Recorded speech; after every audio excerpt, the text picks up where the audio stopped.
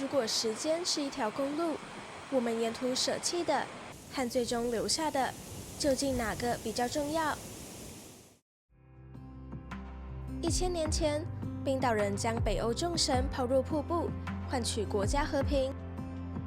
而10几年前，当冰岛面临破产，他们却选择亮起一颗红色爱心。信仰的更迭需要壮烈的割舍，文明的低谷却迎来极致的温柔。我们即将横跨冰岛北部，同时拜访在时间洪流里被冰岛人留下的风景。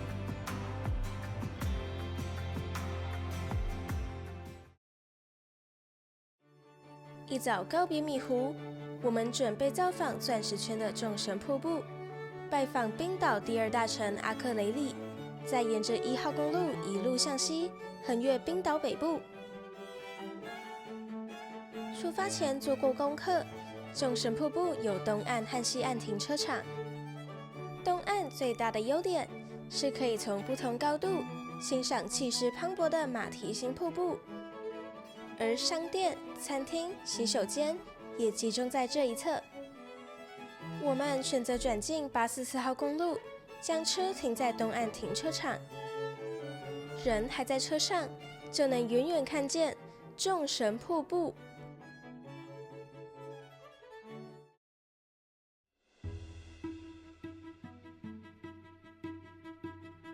沿着短短的步道平缓向上，还没看到瀑布全貌，轰鸣的水声就已先占满了耳朵。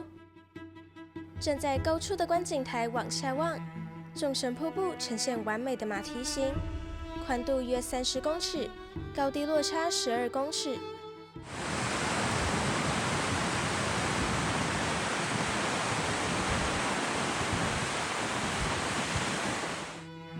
站在科学的角度，它发源自高地的冰川雪水，历经漫长的侵蚀，硬生生地切开这片7000年前成型的火山熔岩源。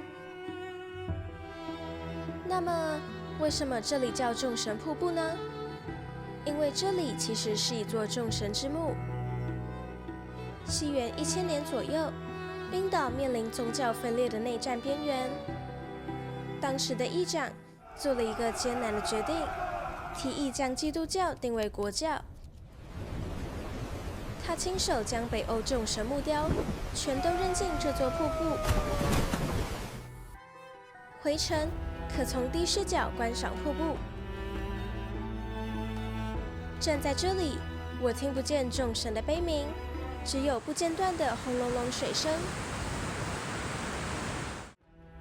也许时间这条公路就是这样，我们总得在某些时刻勇敢抛下紧抓不放的什么，才能继续走向更远的地方。离开前，我们在停车场发现一只白吉林在啄小虫喂宝宝，真可爱。从众神瀑布前往阿克雷里，车程只有短短半小时。我们将从荒野驶回现代文明。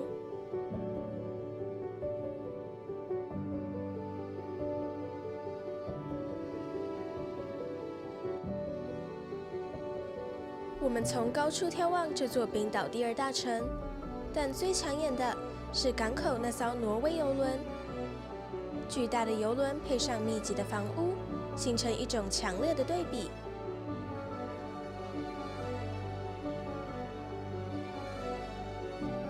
过了这条跨海道路，我们即将抵达阿克雷里。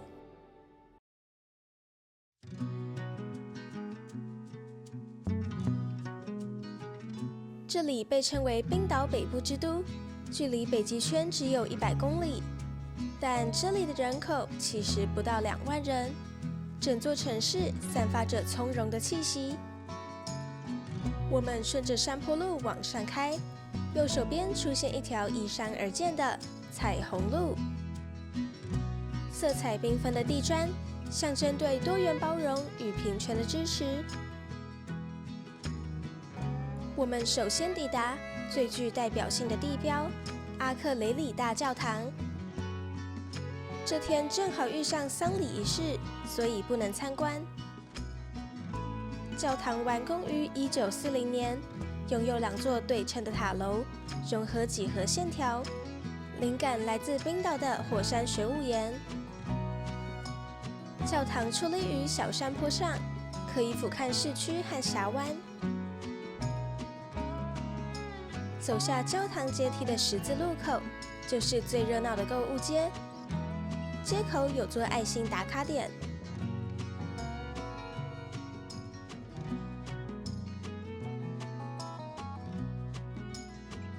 这条街上充满纪念品店和咖啡店，不过内容和之前的景点很重复，当下其实心无波澜。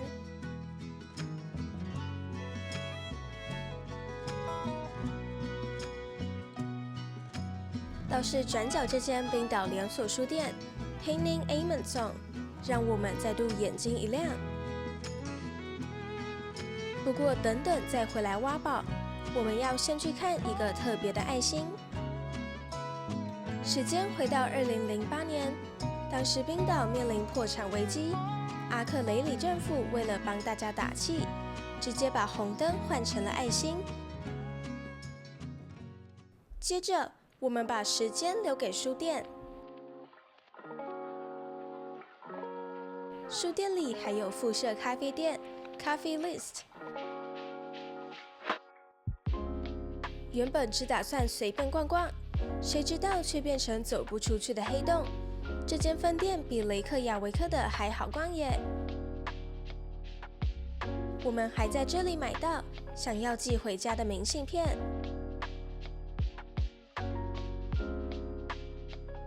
这里不只有满满的冰岛文学，绘本也都超级可爱。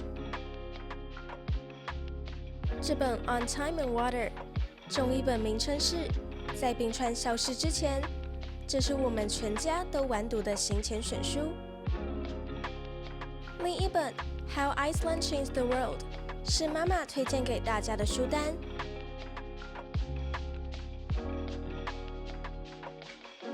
精装的冰岛摄影集也很值得收藏。书店后半部有文具区和纪念品区，还有丹麦居家品牌 Hey。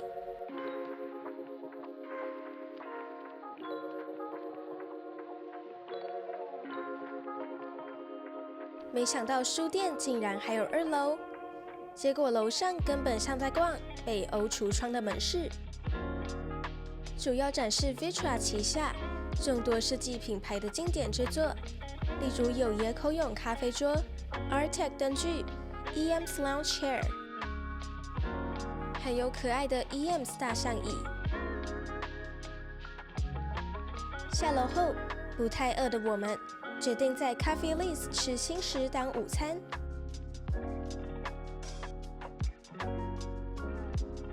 这是菜单。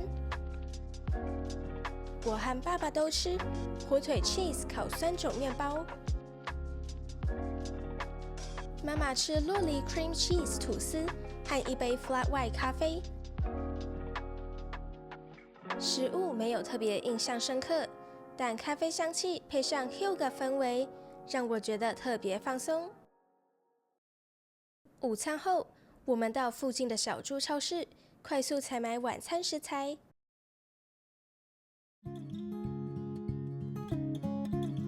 阿克雷里的最后一站，我们要前往 Hof 文化会议中心。中心广场前可以免费停车。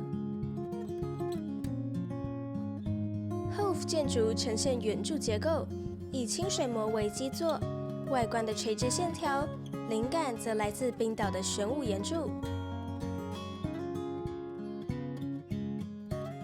建筑内部挑高明亮，现场有冰岛当代艺术家的创作展览。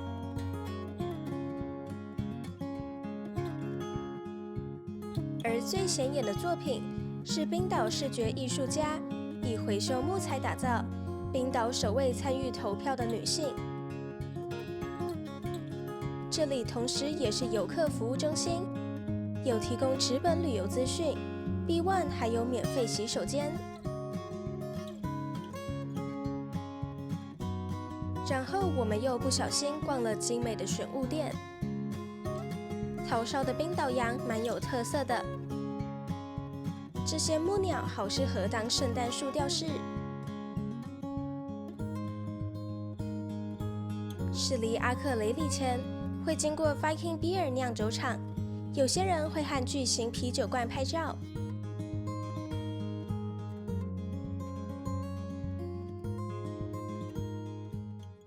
行驶在漫长的冰岛公路上，我突然好奇起来：冰岛的大地其实蛮绿的，为什么叫 Iceland？ 格陵兰几乎是白色的冰，为什么反而叫 Greenland？ 原来在《定居之书》里记载，西元9世纪，一位维京人 Floki 带着全家移民过来，但却遇到极度严寒的冬天。春天时，他爬上高山，看着满满的浮冰，气得大骂：“这里根本就是 Iceland！” 然后就气扑扑地回挪威了。但其实，冰岛受惠于墨西哥湾暖流，比同纬度的其他地方还温暖。更有趣的是，100年后，红胡子艾瑞克萨加记载，另一位维京人杀人犯 Eric 被流放。他向西航行，发现了一座被冰盖覆盖的岛。为了骗乡亲去开垦，他决定将它命名为 Greenland。结果，他竟然成功骗了几百个人过去。Where is the Greenland he promised? This is nothing but ice. 知道2个地名的相反由来后，我又觉得更有趣了。我第一次见到那么多的冰岛马耶！继续往西，我们要寻找冰岛早期的生活轮廓。在斯卡加峡湾，有我们寻找的18世纪传统草皮屋 Gudumbaich Turf Farm and Museum。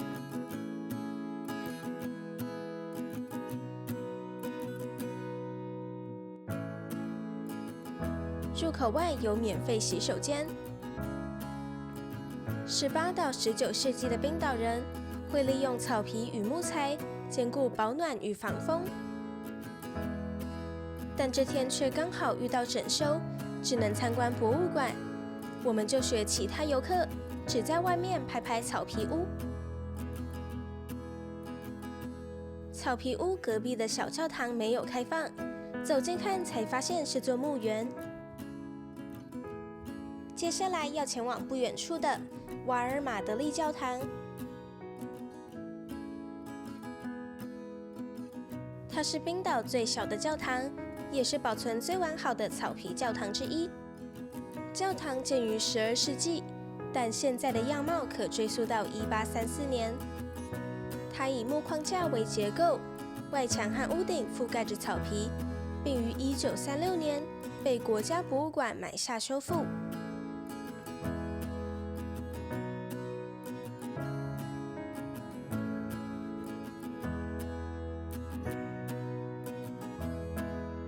又开了一段漫长的公路，我们抵达布伦迪欧斯小镇。我们要来看一眼极度吸睛的金鱼教堂，流线型屋顶配上灰色清水膜外观，就像一只浮出水面换气的金鱼。不过最有趣的是，设计师当初的灵感是取自冰岛的火山口。你们觉得比较像哪一种呢？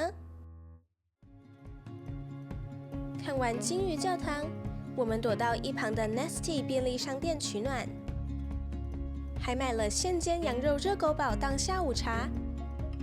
我们都不喜欢加酱。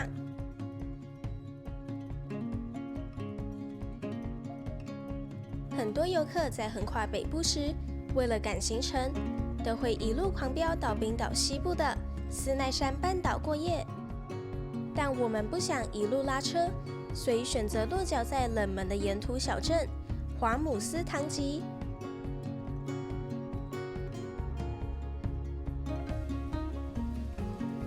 华姆斯堂吉又被称作海豹之都，人口只有500-600人。在这个没什么观光客的峡湾，竟然给我们满满的惊喜。我们先前往镇上的海豹中心。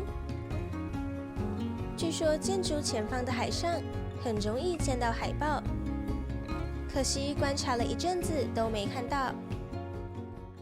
没关系，我们直接前往镇上超好评的民宿 Ailey Seaside Houses。这里是有一对冰岛夫妇经营的马场民宿。整片海岸的悬崖上，只有2栋遗世独立的小木屋。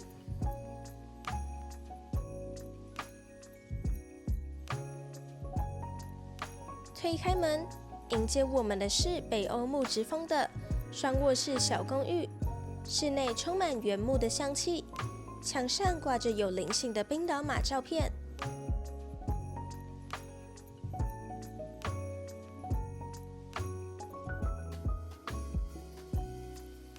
白色圆桌搭配4张餐椅，面向大片落地窗的海景。由于小木屋盖在悬崖边缘，所以我们可以享受真正的海景第一排。厨房区域有烤箱、电磁炉、调味料、清洁用品、锅碗瓢盆也一应俱全。台面有胶囊咖啡机、茶包和热水壶，后方还有微波炉和大冰箱。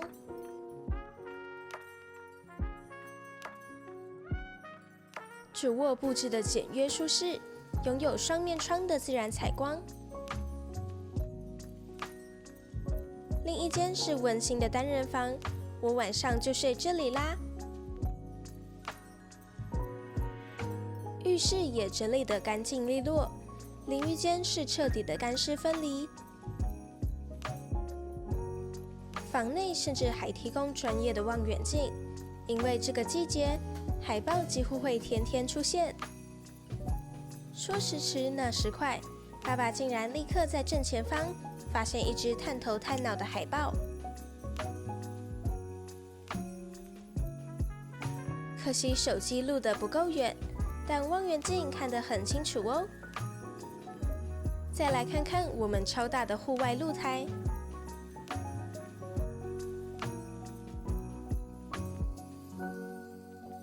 蔚蓝的峡湾就在脚下，睁开眼就是绝美海景。这间民宿真是选对了。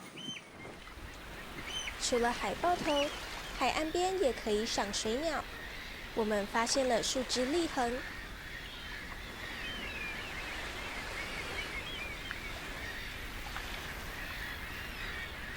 还有欧肉鸭家族。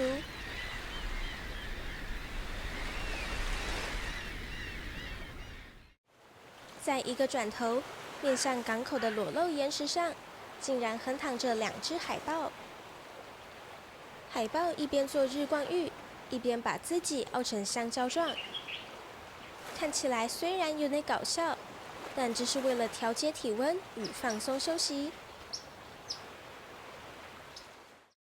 晚餐前，我们受邀由男主人 Johan 带领我们参观马厩。率先跑向我们的是2只冰岛牧羊犬 Dis 和 Detta。Dis 是 Detta 的妈妈。我们仔细聆听 Johan 的介绍，原来这里每一匹冰岛马都是他们悉心照料的宝贝。每一匹马都有优良的血统证明，并荣获多项马术赛事的奖项。像这只深咖啡色的 Howteeth， 它的父亲是冰岛的传奇种马 Spoonie， 曾在马术赛事中夺得多项全国冠军，并创下世界纪录的评分。但这天傍晚，最触动我的是这2只冰岛牧羊犬。当它们靠过来撒娇，让我轻轻抚摸柔顺的长毛，我心里的某个角落瞬间融化了。因为不久前，我们15岁的家人去望星球旅行了，而2只亲人的牧羊犬就像宇宙捎来的无声安慰。我们不得不放手的只是形体，而最终留下的是永不消失的爱。旅行有时就是这样，我们无法深入每一个故事，但只要一个瞬间能安放思念，其余匆匆路过的风景变成了最美的前奏。我是 Summer，我们下次再见。